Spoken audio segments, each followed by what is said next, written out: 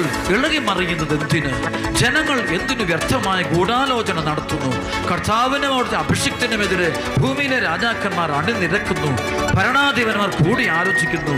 അവർ വച്ച വിലങ്ങുകൾ തകർക്കാം, അവരുടെ ചങ്ങല പൊട്ടിച്ച് മോചനം നേടാം. സ്വർഗത്തിലിരിക്കുന്നവൻ അത് കേട്ടു ചിരിക്കുന്നു. കർത്താവ് അവരെ പരിഹസിക്കുന്നു.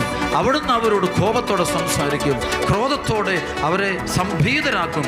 എൻ്റെ വിശുദ്ധ പർവ്വതമായ സിയോനിൽ ഞാനാണ് എൻ്റെ രാജാവിനെ വാഴിച്ചതെന്ന് അവിടുന്ന് അരുളി ചെയ്യും.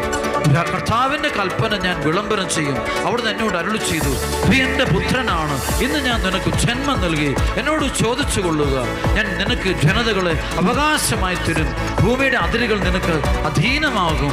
ഇരുമ്പ് ദണ്ടുകൊണ്ട് നീ അവരെ തകർക്കും. മൺപാത്രത്തിൽ എന്നപോലെ നീ അവരെ അടിച്ചുടയ്ക്കും. രാജാക്കന്മാർ വേഗമുള്ളവരായിരിക്കും. ഭൂമി